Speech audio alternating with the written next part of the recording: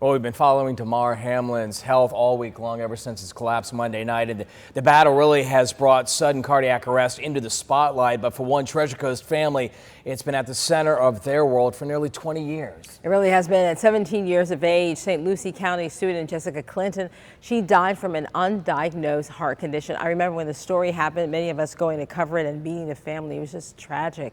Now, if your school had an AED at the time, her family says she would have had a chance to live. Well, WPTV's Stephanie Susskind joins us now after speaking with Jessica's family. Stephanie? Yes, this is certainly a battle her family has been fighting since her death in 2003. Now, they want more access to those automated external defibrillators at schools, parks, and other common places. And while they have made a lot of progress, her family tells me there is still a long way to go. You wonder what she would be doing. In the park that bears her daughter's name, Cheryl Lalou can't help but identify with Damar Hamlin's family after he suffered cardiac arrest and collapsed on the football field. Initially, it broke my heart for his mom sitting there watching what was going on, and then to see a young person on the ground, it just brings back a lot of memories, and you just say prayers. In 2003, her 17-year-old healthy daughter, Jessica, died from an undiagnosed heart condition. When she was practicing cheerleading at school, she went into cardiac arrest and passed away at the school.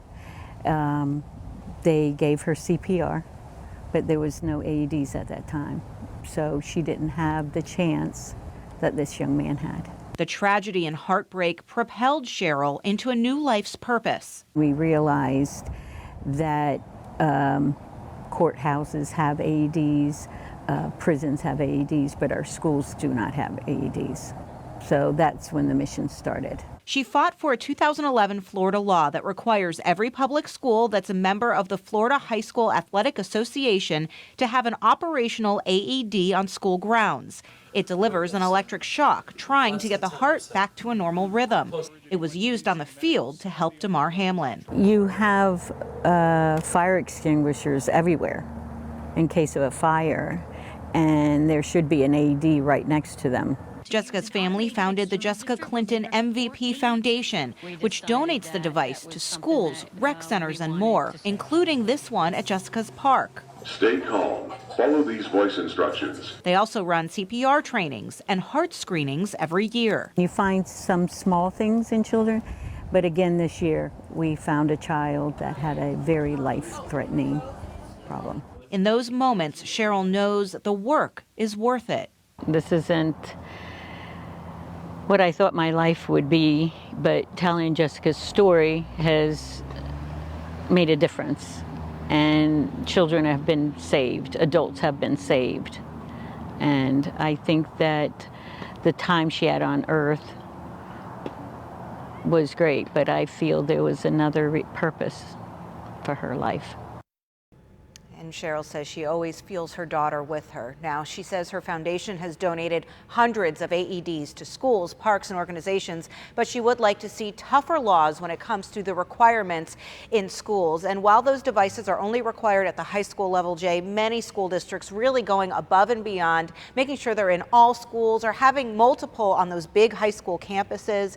And so this fight really does continue. And Cheryl says that she doesn't want people to be afraid of using those devices. As you kind of heard there, it really walks you through every step of the process. You see them on the walls in companies, and we have one here in our own building as well. Yeah. But you don't really know anything about them other than the fact of what they can do. But this week certainly propelled in Cheryl and her story and what she's done for 2 decades. Our heart goes out to her. Yes. But a big motivating lesson behind this, because I think what she is sharing is what everyone's talking about right now. Absolutely. And she said, she never misses an opportunity to talk about this awareness issue, but said, it's a shame that it takes something like Damar Hamlin's situation to really bring it back up to light. Great story. Stephanie, thank you very much. And in light of what Stephanie has covered today, a lot of attention, as we've been talking, has been put on cardiac awareness locally since Damar Hamlin's collapse Monday night. According to a 2018 National Institute of Health study, 1,700 additional lives are saved every year in the U.S. from a bystander using an AED. Experts estimate in that study that each year more than 18,000 Americans have shockable cardiac arrest outside of a hospital. It occurs in public with witnesses. So findings from this support one fact: people are more likely to survive a cardiac arrest if a bystander uses a defibrillator while waiting for EMS.